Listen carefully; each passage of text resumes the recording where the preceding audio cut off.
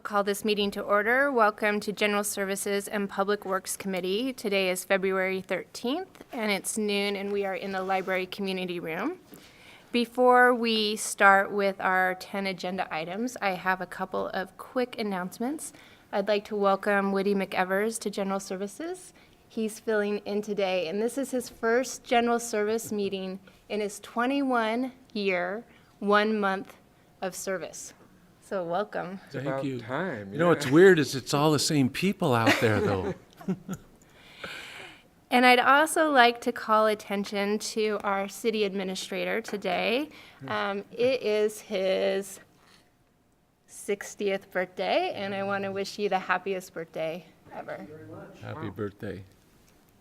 All right, we're going to start tackling this marathon meeting we have in front of us with item number 1. It's one second. A request approval for a lease agreement with the Arts and Cultural Alliance for the Riverstone Concert Series. And with us today is our Director of Parks and Rec, Bill Greenwood. Well, thank you. And I met with Allie on this new agreement. A couple things have changed. We were asking for a larger deposit.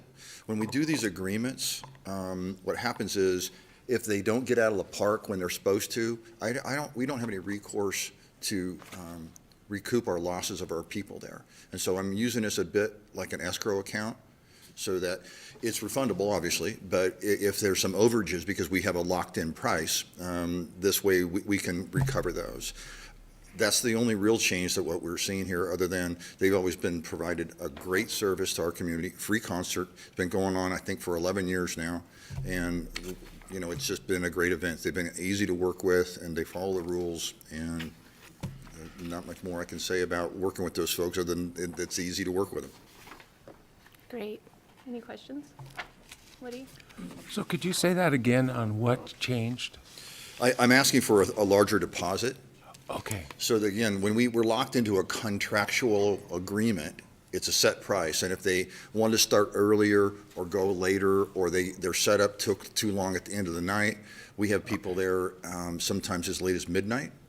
While they're breaking down, and so we're subsidizing that with our folks there. The event sponsor's supposed to pay for our folks' overtime. So this is why I'm doing it. It's like I said, a bit like an escrow account. Perfect. No, I'm good. I'm just making sure, because there's another item about the cover for the, down there in Riverstone. Right, and we're still Different working than- through that. We're having some issues with some new designs that I just got an email from the supplier that we're still about a week out from getting those revised drawings, but we're tracking. It's just, we're a bit But behind. that's separate from, okay. Yeah, that's separate. But, yeah, Stephanie, nope, thanks for bringing that one this up. sounds good Yep. to me. Then I would make a motion to recommend council approve the lease agreement with the Arts and Cultural Alliance for the Riverstone Concert Series. Second. Any further discussion? All those in favor? Aye. Opposed? Motion carries. Moving on to item number 2, we have a request approval of a lease agreement with KOEP Concerts for a summer concert series at City Park. So we were fortunate enough to have Michael Kep come forward to us, and there were a lot of interest in keeping Chris Guggins' concert series alive.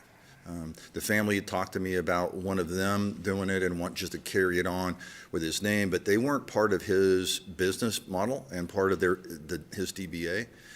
So Michael came forward and said he'd like to pick it up and keep it exactly the same, and that's what he's done. And so he and I met several times, just went to Park and Rec Commission, and they approved it. So it's going to be free again on Sundays. The price point changed a little bit. With Chris, I made one modification. With Chris, he would take his sponsorships, they would deposit it with us for holding it, and then he would submit invoices. It was a little sloppy in that it was just it was just easier for Michael to keep that. He understood it, so he's going to do all his own fundraising. We are not going to hold the money for him like we had done with Chris in the past. Because sometimes some of you would ask a question, why is this money coming in and coming out? And it was always a wash. But anyway, I think it's cleaner, and more clear if Michael was to keep the money himself and just go from there. So that's the one change that's in there only. And other than that, he's just going to do what Chris has always done. And how long is the contract? 3 years. Yeah, okay. I think we're lucky to get that pulled off. There won't be even a miss, will there? Agreed. I was really, really pleased, and I'm really pleased with Michael. I mean, we met, like I said, several times, and he's a local guy. He plays in a band, so he knows things and knows people and knows how it works. So I think he'll do a good job. Mr. Chair, I'd like to move for approval of the lease agreement with KEP Concerts for the summer concert series at City Park. Second. Any further discussion? I'll just add that I think this is fantastic that we can continue offering this to the community. All those in favor? Aye.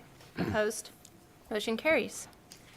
And on to number 3, we have a request approval for an agreement with Kootenai County for fuel mitigation at Veterans Centennial Park. And Bill, are you presenting for Nick? Yes. He's out in the field actually doing tree work today. So what this is some funds that were left over from a larger grant that we've been using to do some fuel mitigation at Fernan. We chose this site because we have a master plan that we've talked about with the homeowners in the area. And we've always maintained that we needed to clean this area up. In order for us to do this, what we wanted to do was this MOU with the county. They were able to take these trees that are salvageable, like we did on Tubbs, sell those back, and then it goes back in to help pay for the project. It's that simple. They're running the projects. That's why we're asking for the MOU with them. And they worked with us at Fernan as well. And it was actually their grant that, is a bigger grant that actually worked in a lot of different areas. We were one of that piece of that puzzle and that fuel mitigation money. Well, we know how important it is for that, fire safety and doing that cleanup, so I think that's great. And There's some homes here, and again, the neighborhood we talked when we were talking about this parcel and what we were going to do with that. That was one of the things that they were really concerned about. And there was a bunch of clear cut in here that Avista had done, and so they're going to clean all that up as well. Yeah, that's good. And apart from the merits of the project, which I think are good, but if I'm seeing the outline of it, like the little finger coming, is that like a road axe? That's kind of an oddball shape. So yes, so the property owner here, we have this easement that comes in. Okay. Correct. Yeah, okay. Okay, well, I would make a motion to recommend the council approve an agreement with Kootenai County for fuel mitigation at Veterans Centennial Park. Second. Any further discussion? All those in favor? Aye. Motion carries. Item number 4. Oh, Dan, here's your item. Request approval of funding from the Arts Commission to the Arts and Cultural Alliance for the Riverstone Park Amphitheater shade cover completion. And with us today is our city accountant, Stephanie Padilla. She's also the liaison to the Arts Commission. Good afternoon. So yes, Councilmember English, this is also a structure that will be going over the amphitheater at Riverstone Park. And the Arts and Cultural Alliance is in the lead of gathering the money to fund this, but it will be a structure that will be an asset for the city and for anyone who would want to use that amphitheater in the future. Yeah. And well, so yep. I'm supportive, and I know, with Ignite, which two of us happen to, they've had a hand in that, and if you've ever gone to a concert, they need yes, so wish it was there before now, but okay. Ali from Arts and Cultural Alliance actually said that the musicians who have used that area in the past call it a frying pan. Yeah. I guess it gets super hot there Oh, yeah. with the cement and the sun with those evening at the concerts sun. and just how the sun, exactly. So we are short. The Arts and Cultural Alliance is been leading this up, and just due to new things coming forward and little issues coming up, the structure is requiring some really deep posts to be in the ground to hold the structure during a windstorm. And so the costs have increased. The cost is going to be $175,000 total. They have fundraised $153,000, and they're asking the Arts Commission to fund the difference of the $22,000. We do get money from Ignite CDA every year for the River District. This is in the River District, and so we're asking for approval for this funding. So does this come out of the, like their 1% set aside for public art? It comes from the River District, But, donations yeah, fine. from Okay, yeah, Ignite, Yeah, yes. so, yeah, I think it's totally, within bounds, and like I say, glad to see that come. So it will happen, we put all this together, it'll happen this year then? I think the hope is it comes up this year, yes. We're working on it right now, and so we're waiting on some revised plans. We were gonna start drilling the holes almost a month ago. Yeah. So we're a little bit behind, but yeah, we're hopeful to get it in before the season's over. And our staff will take it down off-season and/or whether there's a windstorm, it has some quick-release cables on it, so we'll have to get up there and get it down, store it for the winter, and then put it back up in the spring. Yeah, okay, but, Yeah, and you can see here in the picture that this green is what's covering the amphitheater. yep. And that's what it is hopeful to look like. Well, I would, what do you? Woody? Oh, you don't wait your turn in this committee? I like Yeah, that. You just yeah, speak this up. one, Sorry, well. I had a couple of questions. Yeah, we keep- So this 175 is the full construction and the shade, is that correct? Yes. The cloth. So how much of the cloth, how much of that is the cloth? The Do we one that know how will- much they're charging for those drilling? So the installation is going to be about 100. So it came in pieces. So the poles showed up at our shop. They're really large. So I think that piece was almost $55,000 or $60,000, which included the shade structure. The rest of it is the installation.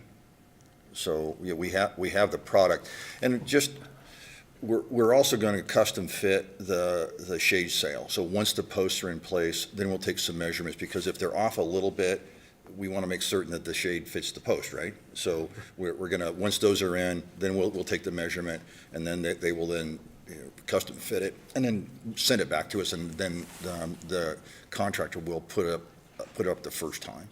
So the shade is included in the 175? Correct. Okay. And so what happened was there was a little bit of cost overrun in the construction, or the installation rather. Sure. So that's for the reason for it. And we all know about construction costs. When we first started talking about this, it was a little over 2 years ago, and we had some numbers, and then consequently things changed. So they need a little bit of help. Do you have any expectations on the life of the cloth? I think it said 12 years. Really? Yeah, so I think it'll help with us taking it down. Of course, yeah. the UV is what tears that stuff up really bad, but the wind and the rain and the snow as well. Sure. So by us taking it down seasonally, I think it'll help the longevity of it. All right, thank you. Yep. No other questions? No other questions? Okay, well, then with that, I would make a motion to recommend council approve funding from Arts Commission to the Arts and Cultural Alliance for the Riverstone Park Amphitheater shade cover completion. Second. Any further discussion? All those in favor? Aye. Aye? Motion carries. Thank you. Thank you, Stephanie. Item number 5, request approval of an addendum to the master agreement with KCEMSS and an amendment to the IAFF L7. This is just rolling right off my tongue. Collective bargaining agreement. With us today, we have Fire Chief Tom Greif. Welcome. Good afternoon. So as you know, we will be placing our third ambulance in service beginning March 1st. And so part of formalizing that process is I have 2 items in front of you today. First is an addendum to the master provider agreement with Kootenai County EMSS. And basically what that reflects is it's just a language change to reflect that we'll have the staffing of that third ambulance 40 hours a week, and that is part of our contractual obligation for the $240,000 that we will receive from them for that third ambulance. The second item before you is an amendment to the staffing article of the collective bargaining agreement with Local 710. And that is to increase our minimum staffing for the days that we will be staffing that ambulance, which are Tuesday through Friday, 24 hours a day, to reflect a minimum staffing of 19 for those 4 days. Currently, we are only going to staff it part-time due to the funding that we are getting from the system, and as revenue increases over the next, hopefully, couple of years, we'll be able to staff that full-time. Woody? I just have a question. So, Tom, this is, the minimum staffing level is only when this ambulance is in service? Is that Right, correct? yeah, so currently our staffing level for any given day is 17, and so in order to staff that ambulance Tuesday through Friday, we'll increase that to 19, just for those 4 days. Thank you.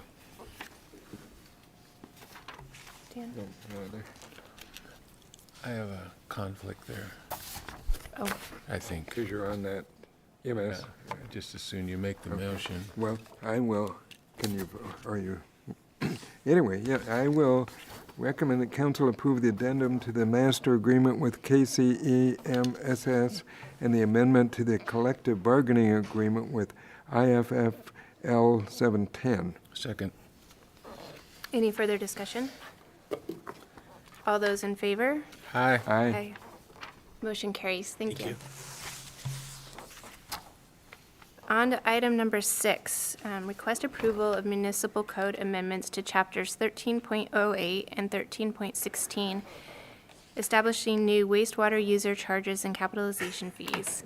Welcome, Mike Anderson, our wastewater department director. Thank you. Thank you very much for having me. And just for clarification, the agenda topic is misleading in that we're not requesting for approval of amending those codes yet. We'll be bringing the actual approval of this to the full council during a public hearing in early March. So the intent of this is for information, to get you guys, to get Okay. this, it's a meaty topic, so we wanted to get it out there to you, give you a chance to chew on it for a little bit. Okay?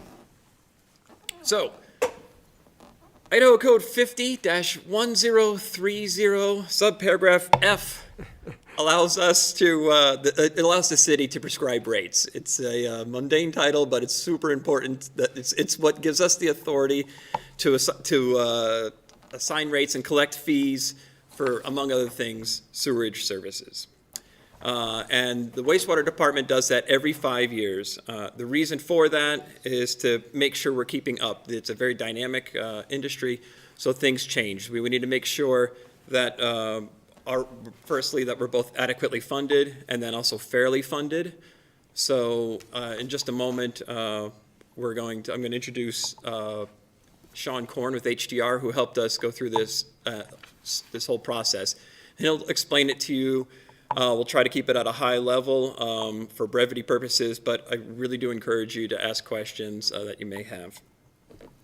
Again, like I said, we'll be having a council meeting or a public hearing at council on March 7th to go over this a little bit further. And with that, I would introduce Sean Coeur to come up here if I can find yours. I think this one's you. Perfect. Thank you, Mike. Good afternoon. I'll walk you through the presentation to summarize the wastewater rate and capitalization fee, talk a little bit about the purpose, overview of the process. We'll dive into the results of the rate study, then into the capital fee or cap fee, capitalization fee approach, and then talk about next steps, which Mike essentially just talked about here. So as we think about the rate study, we go into this with our overall purpose and goals, and really that is to develop sufficient revenues for the wastewater utility to maintain, operate, and improve the wastewater system. Secondarily to that, we go through the process to evaluate the equity or the proportionality of the existing rates. So how we're charging residential versus commercial, and think about how those rates need to change going forward. As we go through the process, we think through some of our financial planning criteria, making sure we're adequately funding renewal and replacements, so reinvesting in the system. maintaining target reserve policies, so having sufficient revenues in the bank for emergency situations, capital improvements, and then just the timing of payments for revenues and expenses, and meeting our legally required debt service coverage ratio. So when we've issued debt, we said we're going to be able to repay that. We want to make sure that we can continue that. And we do that by using generally accepted methodologies tailored to the city's system and customer characteristics. Now, the rate study process is 3 steps. The revenue requirement, which you can think about as a financial plan. It's essentially your budget and thinking through how we're paying for the operating and capital needs. The cost of service is really digging into that proportionality or the equity of the rates between the different customer types. So based on how they use the system, getting the wastewater from point A to B, and then how hard it is to treat that wastewater given the strength of that. Yes, sir. Just a quick question, Sean. So this is the whole system, collection and processing? Correct. Not just the plant? Correct. Collection, yep, absolutely. Collection and treatment component. Okay, thank you. Once we know the overall revenue needs and how we've proportionally distributed that, then we can design rates to collect the revenue from the appropriate customers at the appropriate level. Sean, will Yes. you review cost of service again, how you categorize that? It was, It's to proportionally distribute the cost to the different types of customers. So thinking about a single-family home versus a commercial, so that could be a grocery store, it could be a restaurant, any of those, they all use the system differently. So based on, and generally in this case, it's really the strength of the flow. So the higher the strength, the harder and more costly it is to treat that wastewater. And so we want to make sure we're adequately charging the customers the appropriate level of revenue. And that portion of the study gives us that equity or proportionality component. thank you. So I'll walk through each of these 3. The revenue requirement, we develop it for a 5-year period. So as Mike said, the city's historically looked at rates every 5 years. That's our focus for the revenue requirement, looking at the operating and capital expenses for that 5 years. We also look out another 5 years, so in this case, out through fiscal year 31-32, to make sure there's nothing coming up on the horizon that we need to be planning for today. So major projects in year 6 or 7 that we probably should start planning for today by adjusting rates slightly today to capture those costs. So we look at that 10-year period, really hone in on those 5 years for rate setting purposes. We base the operation and maintenance, or O&M expenses, on the adopted 22-23 budget. And then we forecasted that out over the 10-year period on average at 4.3% per year. That's the assumed inflation in the model right now. So that's based on different categories. So we may have salaries going up at 1%, labor at another, chemicals at another. That's the aggregate total increase in the O&M on average over that 10-year period. So we tried to capture some of the recent inflationary changes that we've all experienced as part of this current year and upcoming year, and then we've projected out in the future. As we go through our capital funding components, then we want to make sure that we're adequately funding those as well. So that's a mix of annual rate revenues, our cap fee revenues, so those revenues can be used to pay for what those new customers are buying into, the value of the capacity in the existing system, and any available reserve funds. And I'll show you here in a moment kind of how we use those. On the capital plan over the 10 years, we have an average of approximately $8.3 million per year. We've got a high year of 13.7, a low year of 3.1. So looking at how we fund capital is a critical aspect of developing a rate transition plan, because our capital plans can have ups and downs. We have one large project, we need to fund that project. We need to think through the process of, can we rate fund this? So can existing rates pay for this? So at home, we can cut our check for the new tires on the car, those types of things. Or do we have to borrow, right? When we have to buy a new car, or if we purchase a new home. And so as we think about that, we are looking at some additional debt outside of this initial 5-year window. We're looking at fiscal year 27-28 and fiscal year 31-32, some additional borrowing. It's in the next 5-year window, but we wanted to identify that as part of this process as we were looking at that. Our primary capital plans are related to expansion projects at the treatment plant. So as an example, the tertiary membrane filters and other upgrades. annual renewal and replacement. So this is new collection system pipes.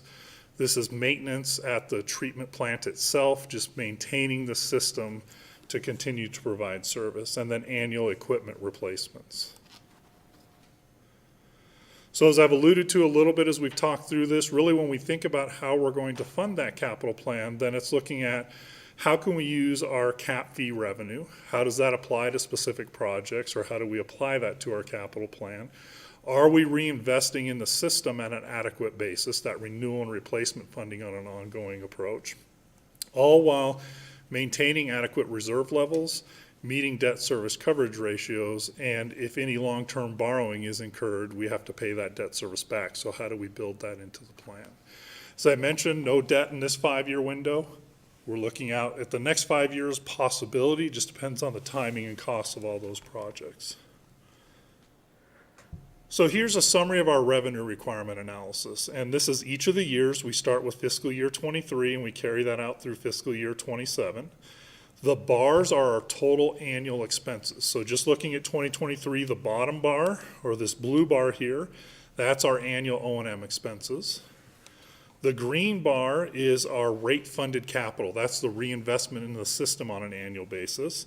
And then the purple bar is our current existing long-term debt service on the system. So that's been in place to pay for prior improvements, primarily at the wastewater treatment plant.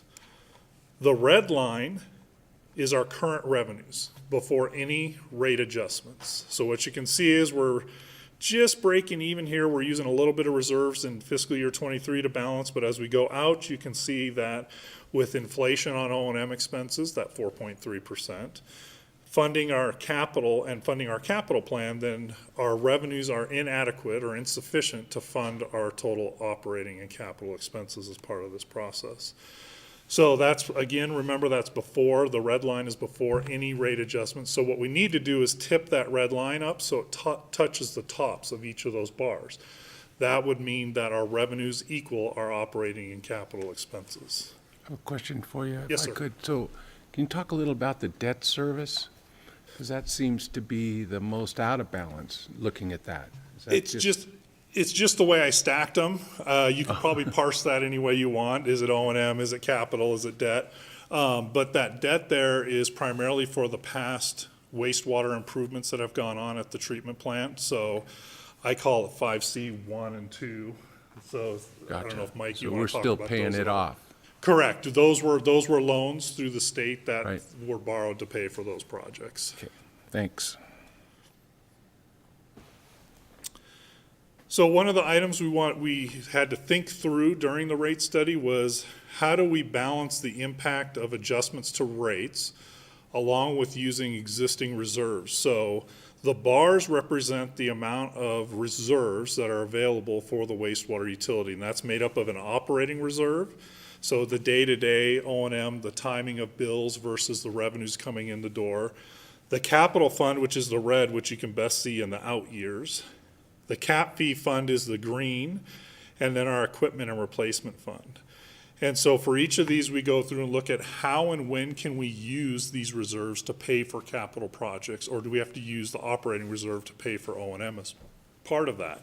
What you see here is that we're drawing them all down, essentially, except for the capital reserve in the early years. We're using the cap fee reserve and the O&M reserve to fund our O&M and capital projects through this 5-year period. So you see a low here of about $5 million in fiscal year 26, and then we start ramping up where we have sufficient revenue to start reimbursing ourselves to get our reserves back up to where they should be out into the future. Yes, So you're not borrowing more money there, you're just how you're spending it. Okay, correct. thanks. Yep, so we've got the cash in the bank, and we're just drawing that balance down. And that was one of the trigger points as we were working with staff through this is, okay, how low do we go, is essentially, right? Because $5 million, well, to all of us, is a lot of money. That's a normal project at the wastewater treatment plant. So we want to make sure that we're keeping enough funds in the bank just in case something goes bump at the treatment plant, or you have a collection system catastrophe and you need to be able to repair and pay for pipes and all those fun things there. You look like you have a question. Yeah, I'm not sure how to word it, though. Is that based on industry standard?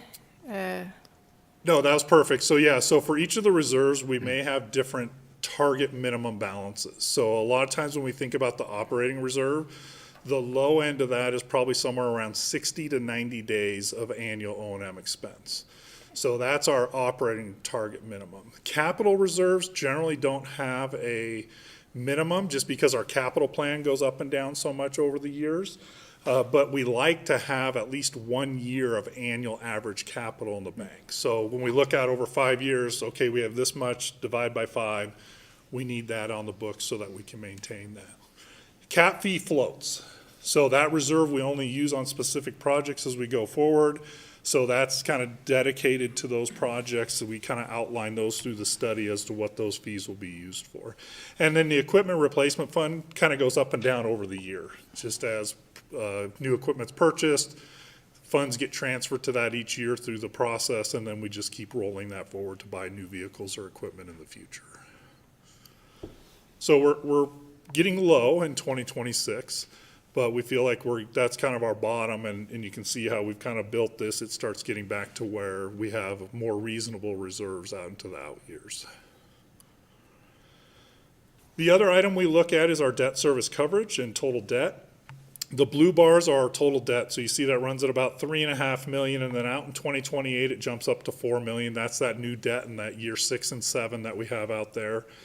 The green line is our minimum. We need to have a 1.25 coverage ratio. So that means for the credit check for the wastewater utility, we need to have 25% more revenues on hand than our O&M and debt service. Now, you can see here our red line, that's our actual coverage. So we're up in the 2.5 to 3 range there. That's ideally and realistically the result of past and current funding of renewal and replacements, because that 25% after we pay O&M and after we pay debt goes into the capital, right? That's funds available for capital. You have historically, as a city and a utility, you have historically funded in excess of that to maintain your system. That's a good thing, a positive item. And so your debt service coverage ratio is also above that minimum. So that's running at a really good level looking forward. So now that we know the overall change, and you'll see the rate changes at the end, I don't know what that does to the typical bill, but we go through the cost of service. And as I mentioned, it's a method to proportionally distribute the revenue requirement to each of the different customer classes of service. So think of that as residential and commercial primarily. We do this because the wastewater costs are what we'll call joint costs, right? We don't have a residential collection plant and treatment plant and a commercial treatment plant. It all comes to the same place. So we need to have an approach in order to allocate and distribute those costs based on the benefit those customers are receiving. So at the end of the cost service, it tells us, are the rates the customer's paying today reflective of the costs that they place on the system? And I'll show you that chart here in a moment. And then it also gives us unit costs, which are essentially just the cost divided by number of customer or the total flow that comes to the plant, to determine what those rates can look like. So when we looked at the cost service this year, and this is pretty similar to prior years when we've done the cost service, so going back 5 years and 10 years, looking at the analysis, everything's pretty close. So when you look at those bars, the blue on the left and the green are the total system. So you see a kind of a proportional gap there where we need to increase rates. That kind of ties back to our revenue requirement, where we know we're not adequately funding our total operating capital expenditures. Then you can look at the residential and commercial bars. And under those two bars, that gap or that change is roughly the same as the system total. That means that the customer classes are paying their equitable or proportional share of costs. That's what we want to see, is that delta or that change between the customer classes and the system total are the same. And in this case, they essentially are. The only exception, if you dive in and parse the data even further, is the Fernan customers. So Fernan customers have paid a different rate historically. In this study, when we do the cost of service, it shows that their rate should go up based on the service that they receive. So in this study, when we get to the rate design, what you're gonna see is we're gonna transition the Fernan customers up from where they are today to the typical residential rate for the residential customers and to the commercial rate for the commercial customers. So that over the 5 years, they kind of step up into the rate that they should be paying based on the cost service. The other exception here that I forgot to put on here, but is the low-use customers.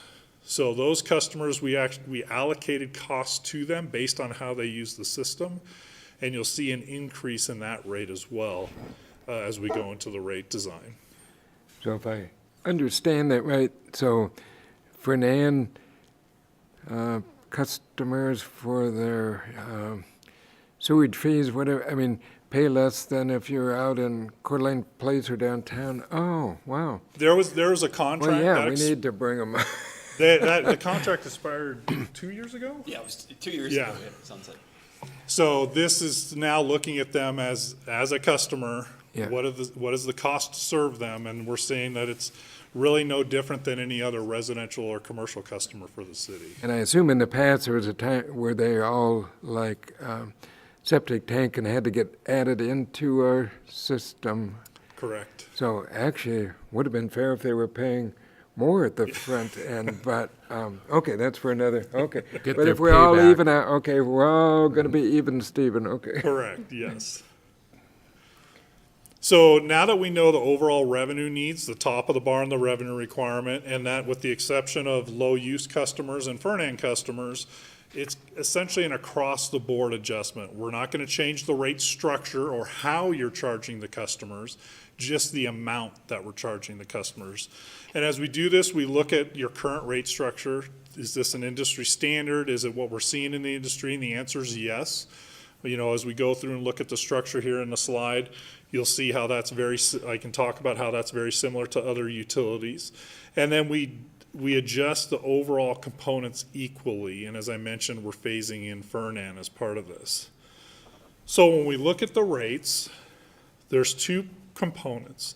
There's a monthly service charge that goes to all customers, so that's in this blue box up here. You can see the increase from $14.99 to $15.74. That's for everybody. Then there's the usage charge. So for residential, it's a fixed usage charge, it's a flat rate, it's the same amount each month. And you'll see residential here is essentially the same, $33.82, actually goes down a little, $33.18. Now, the reason that stays flat or essentially drops a little bit is because of the green and yellow bars here, where the residential low is going from $6.24 to $17.72. Now, when you look at that customer category, you have to meet the specific requirements of a certain amount of consumption or water consumption, which is calculated for sewer flows. And when you look at how much consumption and subsequent wastewater flows go through there, they were underpaying based on their cost of service. So by bringing them up to a more cost-based rate and transitioning Fernan in over time, over this 5-year period equally, we just took the 5 years and split it up equally to transition them in, then that residential charge could come down slightly. And you'll see the same thing here on the commercial side for commercial low. It comes down, just goes up a little bit more. And again, that's based on the specific commercial customer characteristics and the relationships of the strength for the commercial low strength, which is your domestic, kind of very similar to what comes out of our houses and goes to the plant, versus the medium and high strength, which is the harder and more costly to treat wastewater as it comes to the plant. That higher strength waste is what drives some of the improvements we've had to do in the past at the plant, so that what goes out into the river is as clean as it's supposed to be going forward. Sean, quick. Yes. Just looking at that, so Fernan is still equal to our top one on the bottom there, the monthly usage charge on commercial? Yes. So the Fernan here, so on the residential side, this row here, you can see it's 40, when we get to year 5, it's 40.32 for the usage, and for residential, it's 40.32, and then the same down here for the commercial customers, it's the same as what the commercial low is. Okay. Thanks. So that was just a 5-year transition in on that. So for comparison, and I had a big discussion the other night at a council meeting about this, of what this really means, and I always start off by saying this is not an apples to apples, right? All these improvements, especially on the wastewater side, come at different times for different agencies. And it depends on their customer base, their permit requirements as they go through time, on what they have to treat, the timing of that permit, and what the focus is at that time. But when you look at the city's rate, here's our current rate of 49, and it stays at 49 because we dropped that charge down where we were able to phase folks in. And then you compare that to Hayden, Post Falls, Raythorne, Spokane, et cetera. We're right in that mix, and actually probably still a little bit on the low end of that mix where we are today. And we know others are going through similar studies like this as well, and we'll be looking at rate adjustments over time as well as part of that. But gives you all a feel of what your neighbors and others in the region are charging their customers. Do you think that has anything to do with just our history since we've been doing this so long? I would say yes, that plays a big role in it. You've routinely made adjustments to rates as a council and a utility to meet the needs versus waiting, and then we get this huge increase, and then we can kind of coast for a little while. You've just kind of climbed the hill, nice and steady over time. Thanks. So that's the rate study part. The capitalization fee study is the second part of this. This is a one-time charge for new customers connecting to the system. So this isn't rates, but when somebody comes in and builds a new house or connects a new commercial business, they pay the cap fee so that existing customers are reimbursed for the value of the capacity being there, right? Because we can't go out and make the plant bigger customer by customer. We go make the plant bigger. We go make the pipes bigger. And then as folks come in, then they pay this fee to recover those costs as part of it. And really, it's there to maintain equity between new customers and current customers so that we can all pay the same rate. So I think about it as you go to the gym, you sign up, you pay the membership, and then you pay your monthly dues. Very similar here. Our cap fees, that membership, we pay for it up front, and then we come in and pay our monthly dues through our monthly rates on the system as part of it. We calculate the fee, we calculate the fee based on population equivalents, or PEs. And it's really just a reflection of the number of people in a home, as an example, for the single family. And then for each of the commercial categories, it looks at the relationship of that 1 PE per home to a business type entity. And really, it comes back to reflect the wastewater capacities and the equivalencies for each customer class. Now, going through and updating the cap fee through this study this time, based on all the improvements you've made in the past 5-10 years to the plant, what we're seeing here is the per PE can increase from $1,383 to $2,936. So a fairly big increase based on the value of what's in the system today available for new customers to connect. Going to the next page, what does that mean? Because that's per PE, and we charge each different category different PEs. Going across the top line, and I know this is very small here, so I'll kind of walk through a couple of them. A single-family home assumes 2.27 PEs, so population equivalent. So on average, there's 2.27 people per household. You multiply that by the existing fee, it's $3,305. By the proposed fee, that would increase to $6,665. Same thing for where's my restaurant in here? I'll just do bar or tavern, that's easy. It's 0.2 PEs per seat. So those seats, that 0.2 reflects the capacity or the demands that each seat places on the system, and then that's multiplied through. So it goes from $277 to $587 per seat. So you can see that increase is essentially the same. It just depends how many seats or per square feet, et cetera, through each of these categories. Can I ask a question? Yeah. In that? So if a restaurant builds a restaurant, they pay that per seat, and then in 5 years they go under and it's turned into an office building, does that stay with the building? Correct. It stays with that property. We don't get to say, hey, I'm opening a restaurant over Right. here, I'm taking it with me. Okay. It stays there with that property, yeah. Similar to other things here, I take it? Correct, Okay. yep. I have an additional question to that.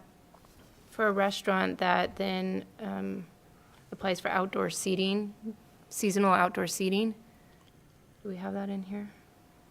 Yes, where's How does that come Oh, into right, play? where'd We it don't go? have seasonal outdoor seating Yeah. listed here. Okay, That's done through municipal services. Okay. Charges that.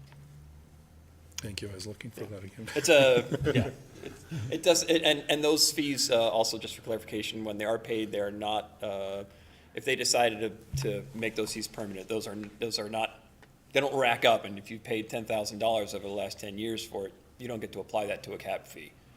So if you were to do that, it would make sense if you could afford it to pay for it one time rather. so that makes sense. So there are temporary seats, we're talking a restaurant. Yeah, on the versus- sidewalk. Got it. It's, generally, it's on the public right of way, so in my opinion, I'll speak out of turn since I'm not part of municipal services, but the idea is, if you had a seat on a sidewalk and we needed to, sorry, you can't have your seat on the sidewalk because we're having a 4th of July parade, it's not a seat that you've actually paid for permanently, so we have the right to kind of say, okay, well, we need it for 4th of July or whatever. Thank you. So just as a comparison again, not necessarily an apples to apples, and it also depends on the approach that some of these agencies may take. And just so you know, when you look at Spokane and Spokane County versus the Idaho agencies, Washington and Idaho differ in how you have to calculate these fees. So there's actually a completely different methodology, which makes life real fun when you're doing these studies. But there's a different approach. But you can see going from the 3305 for your typical single family to the 6665, it's really kind of more in line with our folks around here, Hayden, Post Falls, Rathrum, Liberty Lake, you know, kind of looking at that. We're right in that line of where they are as well. And that's really one way because we have to use the same methodology and we go through that same process to calculate these fees going forward. I have to ask one more question. The recreational vehicle park, it's about just a little under what a single-family dwelling. Is that the idea behind it? Somebody's living there, it's 2 people? Okay. Correct, yes, yep. Yeah, and just thinking about, we went back and we actually had to do a little digging on that one. A couple of these actually to look at, okay, what's the industry norm? And we found some really good information from different agencies and different industry sites that actually laid out kind of the typical approach for that. Thank you. So with that, just looking for any other feedback that you all may have before we come to the full council, as Mike said, an early March timeframe on either the rates or the cap fees. We're moving this forward on our end. There's a draft report for you. If you can't sleep one night, grab that. You'll be out pretty quick. And then we'll be back in front of the full council and then with the final resolution ordinance information for adoption, if the council so chooses. With that, any questions y'all have would be great. Just one other question. So we do this every 5 years. So does the data pretty much, we've kind of, I heard this year we're actually can measure flow. And it was always, before that, it was the amount of water you brought into your house, figuring your flushing and washing and stuff. Does the flow, by knowing flow in pipes, is that going to change that? Are you going to get more drilled down to actually what's in the pipes? So when it comes to the rate studies and things like that, we've always used the water department's flows, because the water department has flow meters for residents and City Hall, we break it down to who's a resident and who's a commercial and things like that. So luckily we had wonderful people to dig through all those numbers and figure out the average. We still do not use, for actual paying your bill at the end of the month, we still don't use flow meters or the actual flow for that because the irrigation. People are still using 6,000 gallons a month in the wintertime and 60,000 gallons a month in the summer, and it's being irrigated, not treated at the wastewater plant. Okay. So that's for residential. For commercial, we do use the numbers, the actual flow. Okay, thank you. So when would this go into effect, the new rate? April 1st is the Okay. target date. And then just in terms of, for the 5% user going, that people know everything's going up, that's quite a sticker shock on the cap fee. And just wondering, for in the bigger picture yet, is that, like as a water department, on the same schedule? Or, I mean, are we going to have a big sticker shock or big sticker shock this year and one for them next year? I Or do you believe they're know? working on theirs right now, and they're intending to get it out after right now. I know they're working on it right now. I don't Yeah. know the intended date to actually get it Okay. out. Well, just that, I appreciate getting the feedback on that, to be ready and for us to, because we have to think about the whole big picture too, so, okay. So, yeah, and those cap fees, bear in mind, are, they impact the business community, the developers, things like that. People are building a house. Obviously, the end user is going to end up paying for that. Right. But the average person who has a house here, it's already paid, in 1983, they paid their cap fee. So it's Right. not like something that But for the recurs. new ones, and we're, because another one of our dimensions of concern is, housing, affordable housing and all of that, and those construction costs.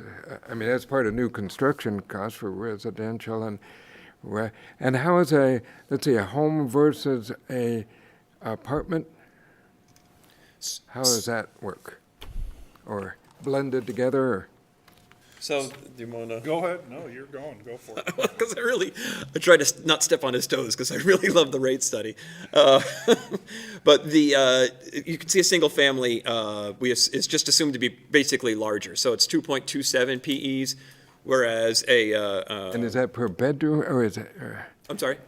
per bed? So, I mean- so it's 2.2, if you build a house, in Coeur d'Alene Place or something, you'll be charged 2.27 times whatever the PE number is. So and we're proposing it to be a number, I don't remember off the top of my head, but it's gonna, so the right. fee would be $6,665, Yeah. whereas it's per house. Yeah, well, let's say, just say it was a 10-unit, apartment, is it 10 times whatever that was? or- So it's per unit, see, a multifamily is that. 2.2. Okay, So instead of I being didn't- 2.27, it's 2.2. It's assumed there's less people Didn't see the living there. fine print, Yeah. okay. Okay, thanks, yeah, but it's good to know this, I mean, get a warning, heads up, this coming.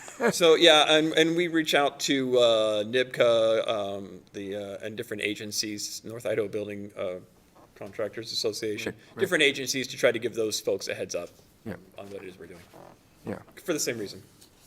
yeah, and this, I mean, just, not exact, but kind of related is, when we get, and we're doing this, and like with the topic of affordable housing and all, and, sometimes the pressure might be, well, gee, we're, let's say, and I'll just use an example because I used to be, Habitat for Humanity, and, well, this is a good thing, and they're going to do that. Let's just waive those cap fees. That's one way that would help them, but then it's like, kind of like with the free and well, then everybody else is subsidizing that piece, and with the expense going forward, I keep hearing about more tertiary membrane stuff. So, yeah, it's like, yeah, we've got to protect it for the whole body, so, okay, thanks for the background. Ms. Chairman, I would like to recommend the council approve municipal code amendments to Chapter 1308, 1316, establishing new wastewater charges. Just as a and reminder, this doesn't require a constitutional- motion, it's Oh. just informational. I guess I'm reading it wrong, Yeah, but, that was a mistake. Yeah. okay, put it on the agenda. Well, thank you very much. guys. We look Thank forward to you all. hearing more at council.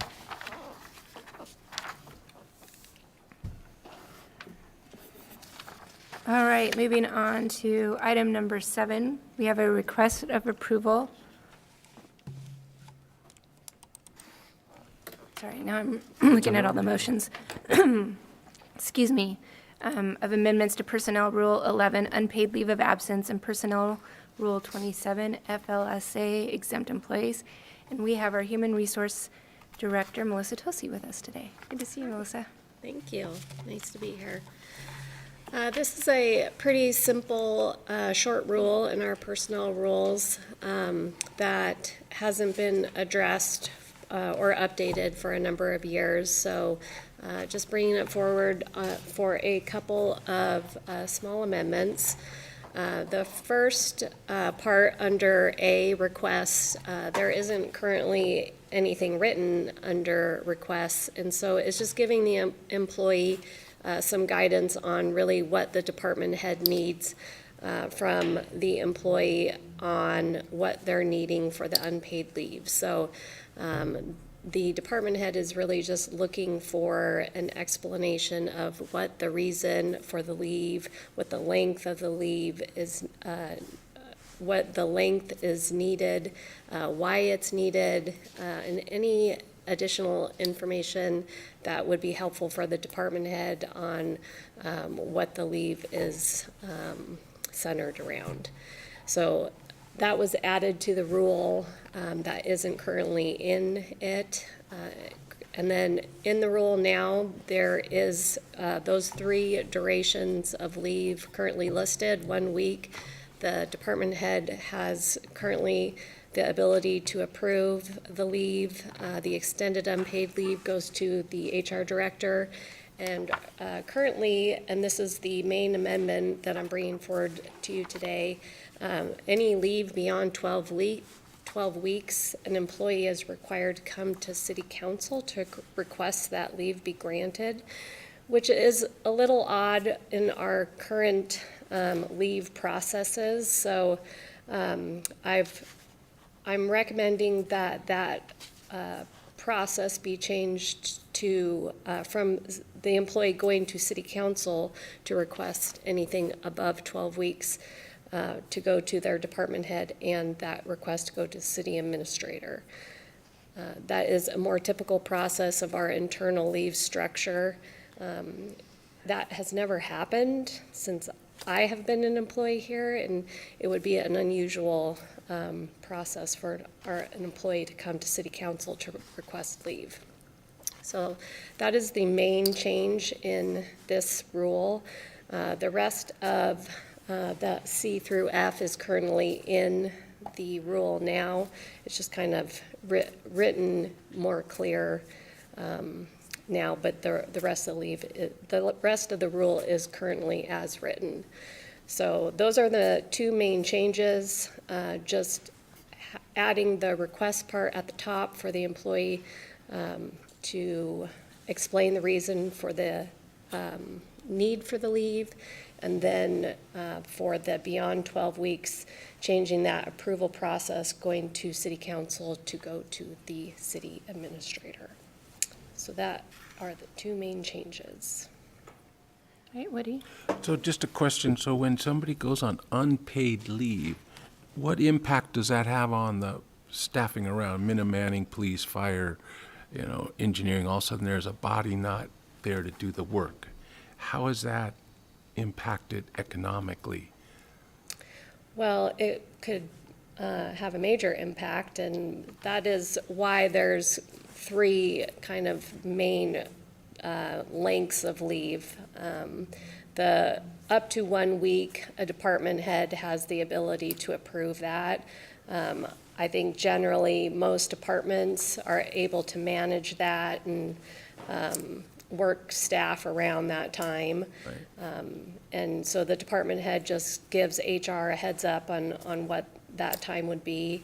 If it's beyond a week, that would come to my department at that point, and it's usually a reason of significance, usually a medical reason at that point, and they have some documentation from a physician generally around that time.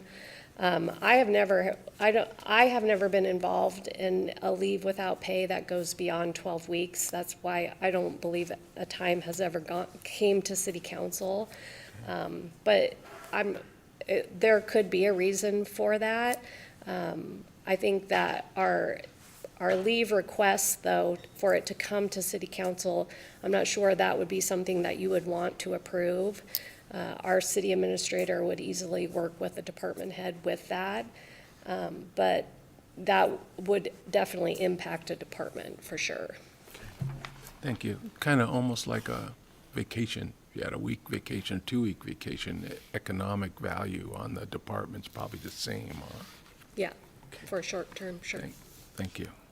Well, just, I guess glad to hear we haven't had the 12-weekers and, my first thought is, often that would be, might be I mean, health-related or something, but I guess what I do know is that I think that would be an inappropriate discussion for a public meeting of the city council, and that basically not, don't know, qualified to make those determinations, and certainly it's not appropriate venue to talk about somebody's, personnel kind of thing. So I certainly support, we haven't had to use it, but let's put it in place so it's clear.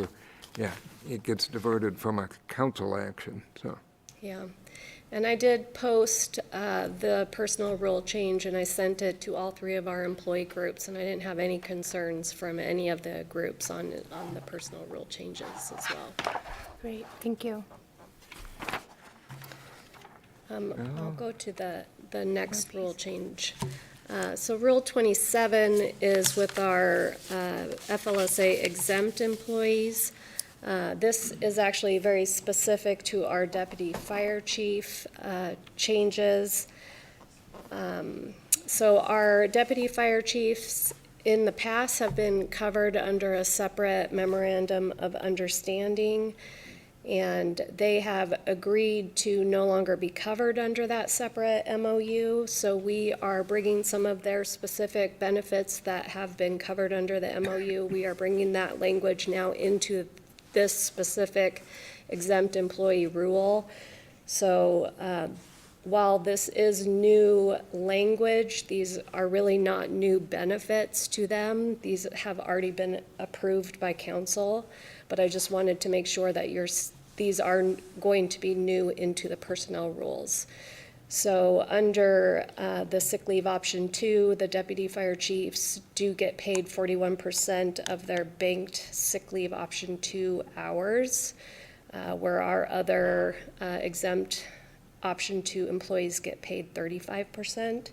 This was a previously negotiated benefit. Our fire union employees are not eligible for Social Security, so when that occurred a few years ago, the city agreed to continue paying the 6.2% for the Social Security benefit into their PERSI choice plan, and the employees are required to do a 1% match into their PERSI to continue that benefit. So we will add that into the personnel rules as well. And this is a new benefit for the deputy fire chiefs, although City Council did actually already approve the benefit at the December 20th council meeting, but this language was required to come back to be added to the personnel rules, so that this is the actual language. So the administrative on-call compensation, the fire chief will create the schedule on a quarterly basis. The benefit is 132 hours annually, and the agreement with the city is that we would pay it at the same time that the fire department was being paid their holiday pay, which they are paid that at the end of November each year. So we would add this into the exempt rule as well.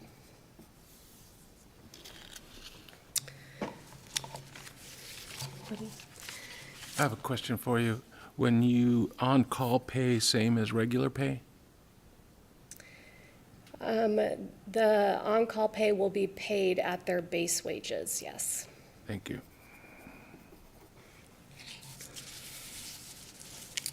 So the on-call compensation, it does come to about $8,000 per deputy fire chief.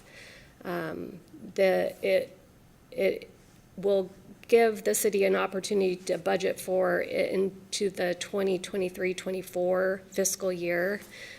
So we do have an opportunity to budget for that into the next fiscal year, because we will not pay that until the next fiscal year. So we do have that to budget for. And I did already mention that the personal rules have been posted with no concerns by the employee groups. I'm happy to stand for any questions. Questions? Well, I think we covered why doing it and again, it's been approved for the financial action by the council prior, so this is just getting it into the record of your procedures, and so, I'd be happy. Make a motion, approve amendments to Personnel Rule 11, unpaid leave of absence, and Personnel Rule 27, FLSA exempt employees. Second. Any further discussion? All those in favor? Aye. Opposed? Motion carries. Thank you, Melissa. Item number 8, we have Captain Dave Hagar from our police department here with us, requesting approval of a survey and geotechnical engineering contract with HMH Engineering for the police headquarters remodel and expansion project. Thank you. Good afternoon, council members, and this is another phase that I'm in front of you, reference our building expansion, our remodel. As part of this, we've been having weekly meetings with our architect and our contractor, and one of the things that was identified is that it's been 20 years since there's been a land survey of the lot that we acquired next door. And so the Alta survey covers utility gradations in 2-foot increments, so we can work on retention of snowpack and water drainage, things of that nature. And then the geotechnical is drilling down so they can get the soil compaction to make sure that any of the large vehicles that we might have there or the building itself for that access can be placed on it. The total for this is $33,650. And I want to take this time to thank the different city staff members. This is slightly outside of my wheelhouse with these things. So between Chris Bosley, Mike Becker, Sean Holmes in planning, and Randy Adams in legal, we've come together to put these pieces together because there's sometimes I've had to Google some of these words that I'm working on to bring it in front of you. But this is going to be the next step in helping to make sure that what we have is appropriate for their construction designs. And we're getting closer. We have a meeting on the 22nd of this month to get to some a little bit firmer conceptual designs. And I know Councilman McEvers, you mentioned at the last subgroup that we wanted to have some more involvement, or maybe it was Councilmember one of the other council members there, they mentioned you guys wanted to have some more input on what that design looks like, and we're hopeful to get that to you in the next few weeks of what some of that is we're coming to. But this is a big step in the process, and we're managing that to try to save some money so that we can put everything into what's best for the community. I just had one question. It looks like from start, sorry, I'm catching up with reading, start to finish, it looks like about a 2-month project? About a 2-month project. It seems like they're about a month out before they can do the drilling, and then the lab analysis takes another month after that. Won't hurt us from necessarily the design process. It may just create some thickness difference in concrete and asphalt projections. Great, thank you. I said one comment, when I was reading, I laughed because 20 years ago is still not good, except nothing's changed there. Well, I just thought it was I think there's some insurance type of request with this, so the architect doesn't make any assumptions, and if there has been any dirt that's brought on that lot or something of that nature, that, Okay. kind of the weekend dumper type of thing, just to make sure that we're all on the up and up. Yeah. Thank you, appreciate that. With that, I would like to move to recommend the council approve the survey and geotechnical engineering contract with HMH Engineering for Police Headquarters Remodel and Expansion Project. Second. Any further discussion? All those in favor? Aye. Opposed? Motion carries. And we are nearing the end of our meeting, and we have 2 presentations from Deputy Fire Marshal Craig Etherton with our fire department. And the first presentation is utilizing third-party commercial inspection companies. And I will try to move through these since you've had a nice long meeting today. So, excuse me. So this is mostly just informational for all of you. We also presented to the other subgroup a couple of weeks ago, but we just wanted to bring it forward to all of the members of council.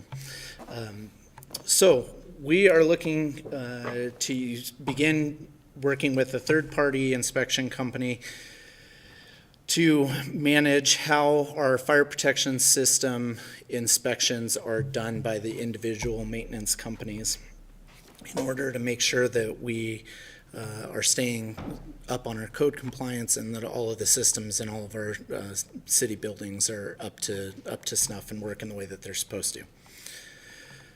So here's some code language that gives us that authorization to utilize this as our preferred method of filing. And then some of the fire protection systems that we may be looking at including in here, just looking at fire sprinklers, alarms, fire pumps, commercial cooking hoods. We can look at lights, fire extinguishers, fire doors, elevators. So there's a wide variety of fire protection systems that go into your commercial occupancies. And we can include kind of whatever we want, and we'll be sitting down to put that final plug-in on which systems we'll include in this program. So basically, why do we need this? Well, in our fire prevention division, we haven't seen any changes in our full-time employees over the last 20 years at least, but the city has continued to grow in all of that time. And we really do not have a true and complete picture of what the current existing fire protection systems within the city are, or how that maintenance has been carried out and whether they're at full readiness. We did change to a new records management system a few years ago, and when we did that, all of our historical data on inspections kind of became this really difficult thing to access and go back and track, and we don't have the capability to run analytics out of any of that information. It just becomes static information.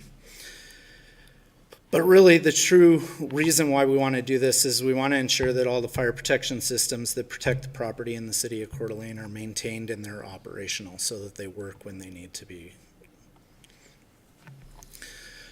So how does it work? Much like the council approving the third-party group to help us in identifying all of the short-term rentals, this is a third-party corporate company that will come in, work with us to identify all of the fire protection systems in all of our commercial occupancies throughout the city.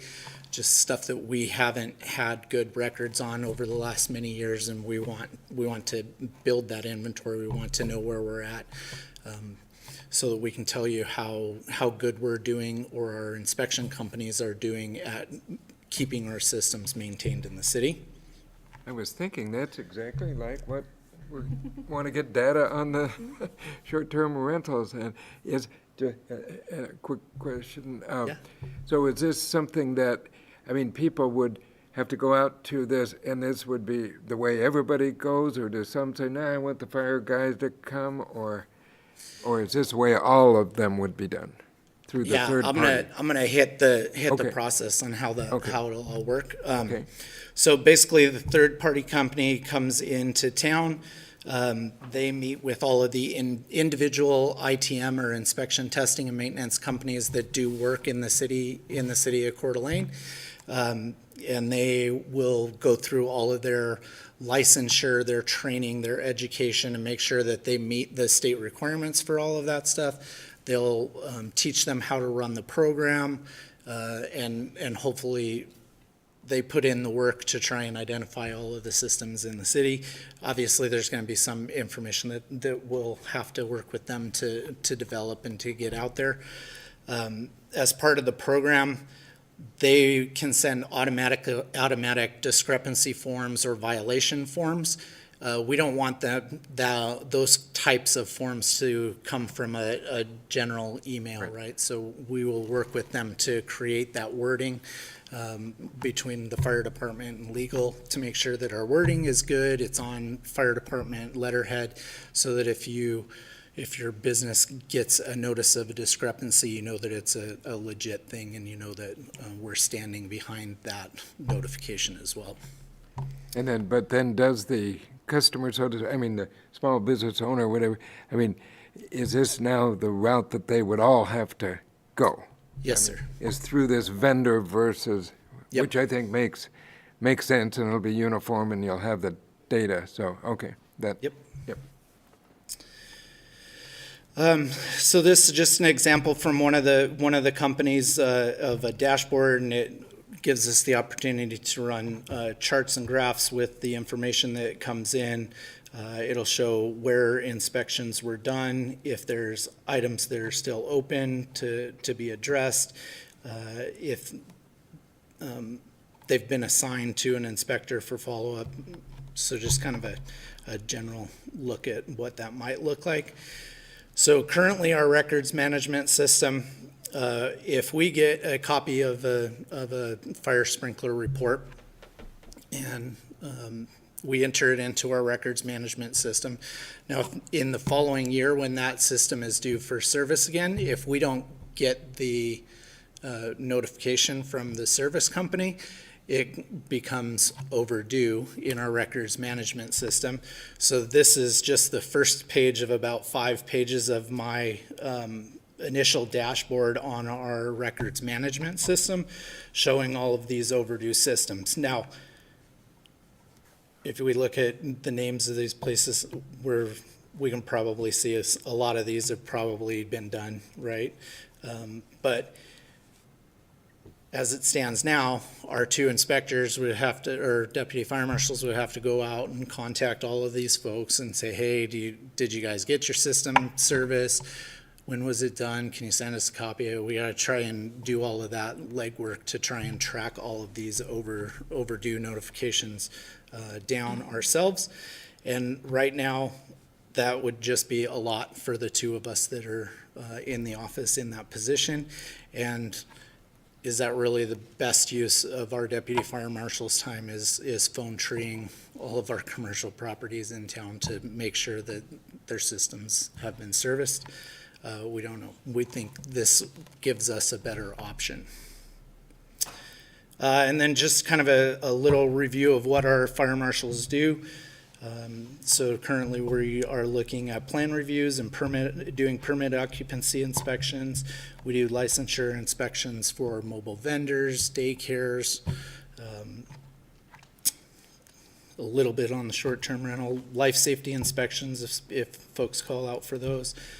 We do public education. When it presented to Public Works, I just got done doing public education for Winton Elementary. That was 480 kids that we saw that morning. We still respond to 911 calls. We act as the safety officers and public information officers and the fire investigators on 911 calls. You'll see us every Tuesday on our DRT meetings with everybody else in the city, and those are not the only meetings that we attend every week.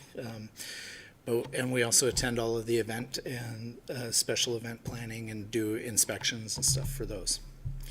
So we wanted to look at a kind of a real life incident that we felt if we had better information on the readiness of the fire protection systems on.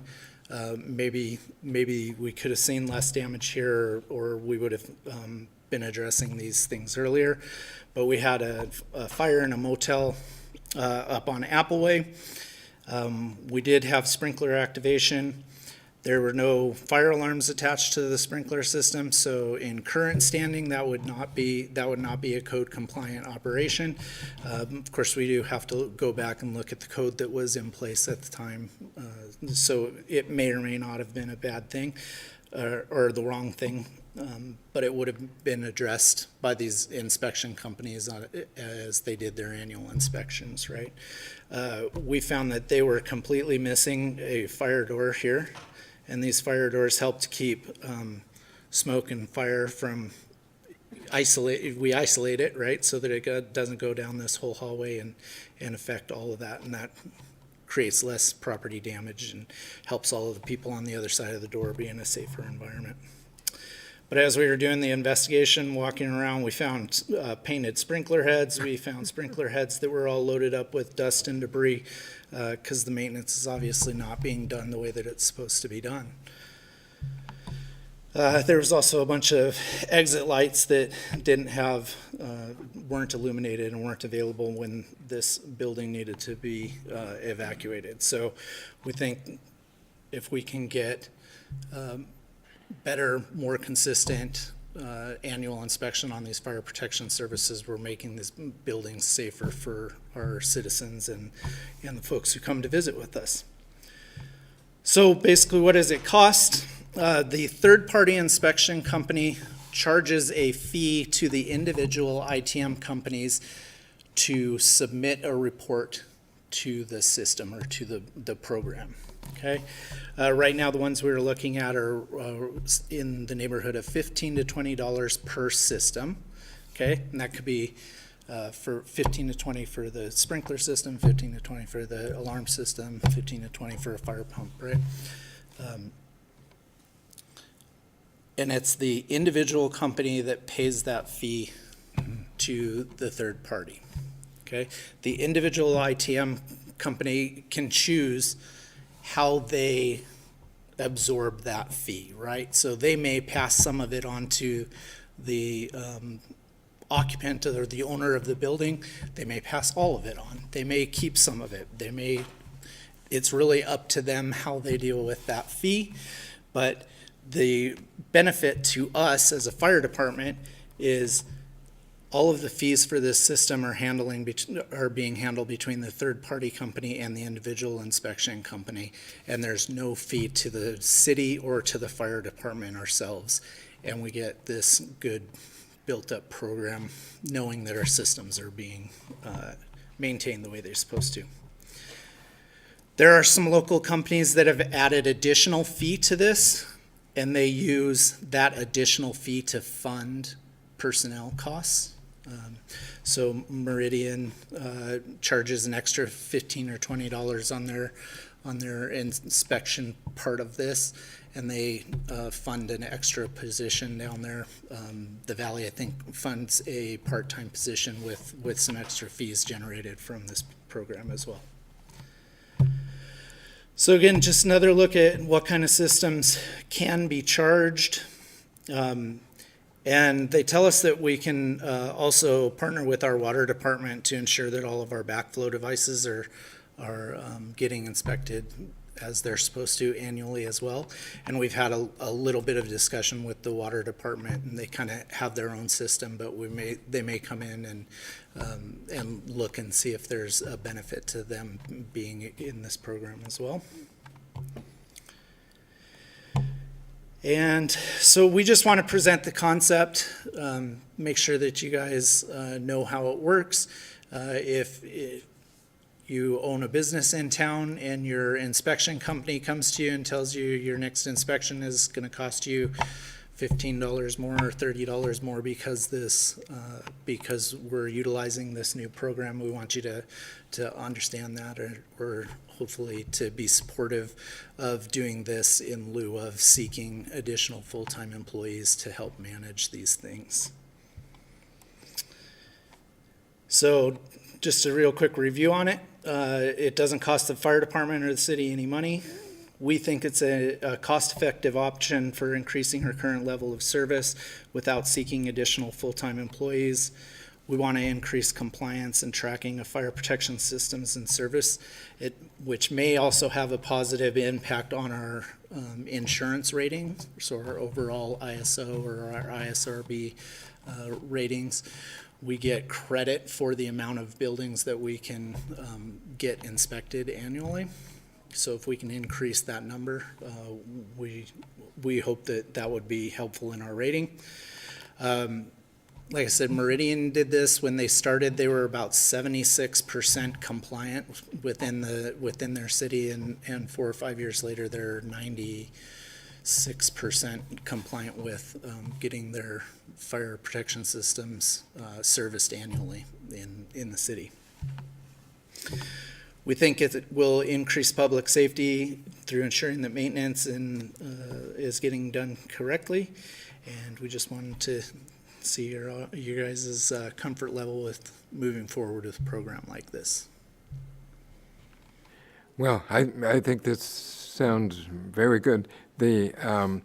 it sounds like this is a perfect kind of a task that, in terms of privatizing that and removing it, a task and a duty to our paid people when, like I say, they have higher priority things to do. And at the same time, because this will be a specialized, the private sector doing this, and they're tuned in and geared up, and they, probably have to get their training and all of that. And so, yeah, I think it does, and I can see where it could be a benefit of help prevent a lot of places not slipping through the cracks on some of this because we just can't get to it. And, I was already thinking of, well, we have a sprinkler system at our house, and we have a landscape company that put it in, so I have that guy every year come and do that blow check. But, if I didn't already have that, it's like, oh, let's see, which street corner did I see that sign where blow out your sprinklers, or check that. So I think it makes great sense, so. Just a couple of questions. Yes, sir. So right now, when they're building a building, you guys are doing those inspections. You're Correct. making sure, so Yep. occupancy still gets your face, your checklist and stuff. Yep, And absolutely. then it's turned over to the property owner, and then the different services are Right. So we know, we talked about, our inspectors available versus new construction, right? So we know everything that's been new, we've put eyes on and done final acceptance tests on anything that had a building permit to it, right? But once we do that first final acceptance test, now it's on them to be following the code to maintain it annually. The other one is on upgrades on older properties, older businesses. Somebody converts a thing into a restaurant. Are you guys involved in that part of it at Yeah. that level? We are. So again, you take it to where occupancy, boom, here you go, and now you're on your own, Yep. right? Yeah. Councilwoman Miller showed some pause in that she wasn't sure that it was fair to the existing companies that are doing it the right way right now, right? And so I kind of reached out to one of these third-party companies because I know we had discussed it before, and I just blanked when she asked me the question. But what they've seen in other areas where they use these companies is there's a lot of kind of fly-by-night. Don't have the proper credentialing, don't have the proper knowledge and training to do services on these fire protection systems. They go in, underbid, because they haven't had to go to school and don't have to pay an experienced technician. So they come in, they can underbid projects, slap a tag on a system. If we happen to come by to do inspection on the rest of the building, we see a tag. We assume that it's been done correctly, but it may not. So what they find generally in other places where these systems are in place is that those kind of fly-by-night, don't have the right experience and credentialing to do it. Maybe you're not necessarily even legally doing the inspections in the way that they're supposed to. Those companies typically disappear from our area. And then the companies that have been doing it right, now there's more customers out there for them to deal with. So it's really kind of the way that it checks and balances and helps out the companies that have been doing annual service for their customers and have been presenting us with the reports so that we can document that stuff. Another question I had was I always thought, only time I ever remember hearing about ISO was when we built a new station or increased our staffing. Has it ever been about inspections? Our ISO assurance rate for the city residents? Yeah, so it's an area that we are frequently known to need to improve. And we have an ISRB inspection coming up in April. So again, we'll be going through that process. Okay, thanks. Thank you, Craig. And moving on to our final agenda item, a presentation on the fire department's self-inspection program for low-hazard commercial occupancies. All right. So this is a program we've had in the works for a good number of years, and we're just hoping to kind of put it to bed and get it out into the community. But a self-inspection program allows for lower hazard businesses to self-inspect their business for fire and life safety. In 2016, this new National Fire Protection Agency code came out, and this is part of the title of that. It's a big, long deal, but basically it identified that our inspection schedule could be created based on the hazard classification of the occupancies, as opposed to just generically saying every business or building. So what it did is it let us break buildings out into a couple of risk categories. So if we look at like a high risk type of an occupancy, might be apartments, hotels, dorms, assemblies, child cares, educations, health cares, and it says, the standard says, hey, all those high risk, high hazard classifications, we need to be inspecting them manually to make sure that they're good to go. As we come down and get into ambulatory health or into the industrial world, maybe we could do that every other year. We could make sure we had our inspections there. Critical infrastructure, they leave up to the AHGA or the authority having jurisdiction. Of course, we try to wander around with our buildings maintenance guys as they do annual system testing to make sure that we're getting into our city buildings and making sure we're following all our own rules. And then it really kind of looked at, and this is where this is really going to fall, is in this low risk kind of mini storage facilities, mom and pop mercantiles, or businesses, professional businesses, offices. And that gave us an opportunity to move that out to every 3 years or so. All right, so kind of defining what our low risk occupancies are. And as we would look at them, we're looking to use this program for businesses, mercantiles, and self-storage or S1s. So why would we do a self-inspection program? Well, first of all, it keeps 911 crews available for response, to be doing training or working on inspections of or pre-plans of higher risk fire occupancies. There's going to be a convenience to the business owner because instead of a crew of 5 firefighters coming and stomping around through your business, you can handle it on your own. It's going to allow our deputy fire marshals to focus on higher hazard occupancies and hopefully being able to bring all of those into an annual inspection, decreasing our ever expanding workload. And basically we just have the 2 deputy fire marshals. So how did this happen? So Captain Greg Rod was attending the National Fire Academy and working on his executive fire officer course for a 5-year executive level program through the National Fire Academy. And as one of his annual projects, he looked at our company inspection program and did some evaluations and surveys and all of that fun stuff. So he sent out questionnaires to everyone that we were doing engine company inspections with, and then and said, hey, if there was an option to do this yourself, would that be appealing to you?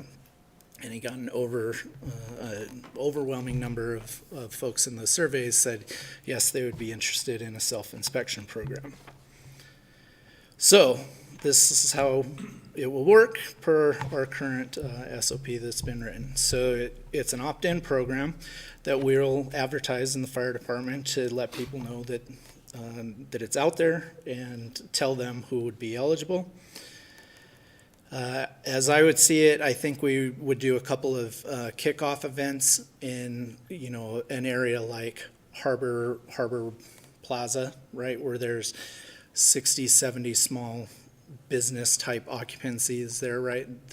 That small area of town lends to a lot of these low hazard places. And then we would bring in some crews, bring in our deputy fire marshals to help folks get through this first one. And then once they figure out how easy we've built the system, we know they're going to stick with it and continue to do it each year. And then we'll work with the Chamber of Commerce Downtown Association to promote the program as well, and to just to get the program out there word of mouth. Our deputy fire marshals are always available to help new participants. So if somebody's trying to do it on their own, they're like, hey, I'm not sure if I'm doing this right, we can make that appointment just as we would now if they called us right now and said, I need an inspection in my business. So by policy, we'll do some spot checks just to make sure, we worked with legal, and we have a legal disclaimer on it that says, hey, whatever you're submitting to us is true and accurate, and we're just going to go in and do some spot checks and make sure that when people think that they've met all of the requirements, that they are. And then I gave you guys some hard copies of some of the resources that we will have available on our website. Okay. So the welcome letter that explains the qualifications and rules about it. We do have a short video that explains the program. We have a longer video that is actually an example of the self-fire inspection program using the electronic version. So they can just watch that and move along with that video that's out there.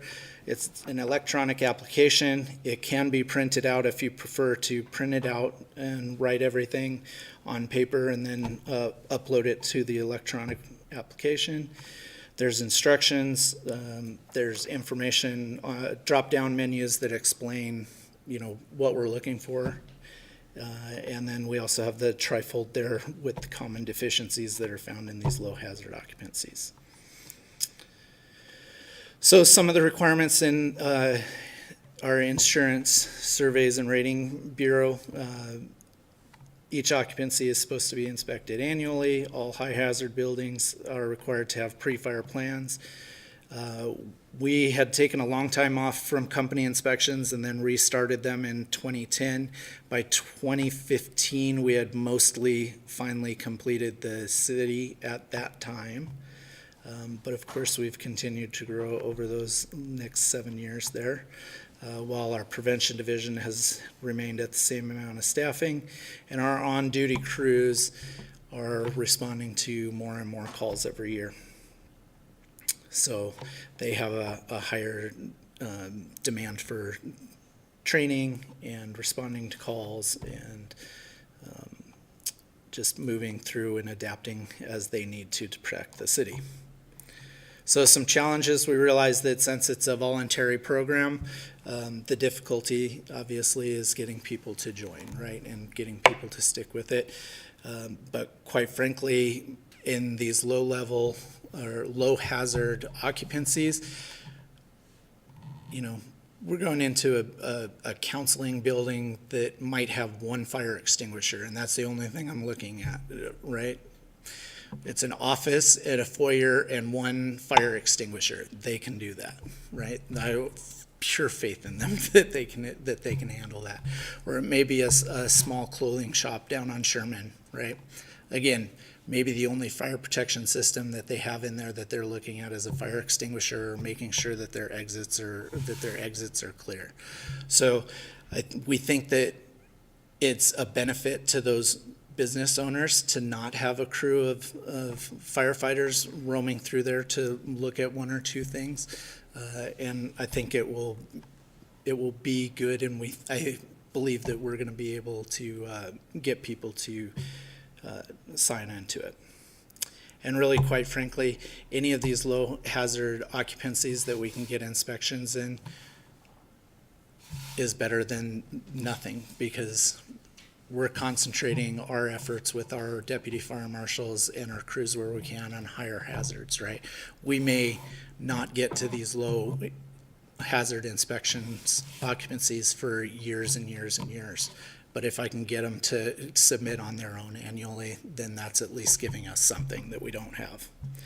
And of course, we have all of the resources available to assist people.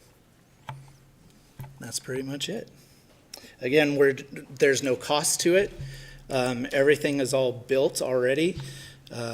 It'll take us a couple of weeks because Kirk Johnson actually built the electronic program, so we'd have to get with IT and find it and in the IT web and get it put back up and turn on the things on our website and stuff. But no costs. We're just, again, looking to have support from council.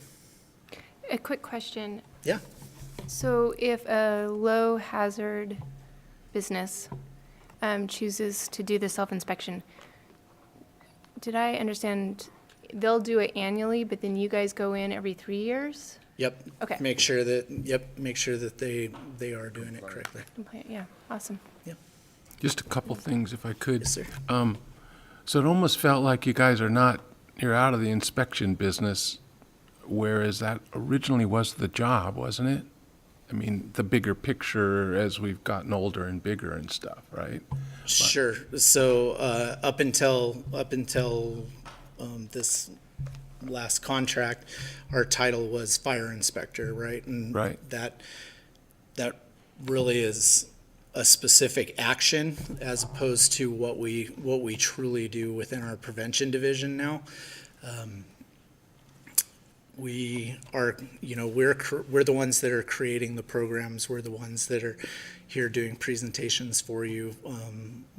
And so really program management, building the programs up, making them come to fruition and moving them forward is it's a little more administrative, but it's a lot more looking at the whole scope of the job versus just having a primary focus of doing inspections. We just really see that we do a lot more than just inspection.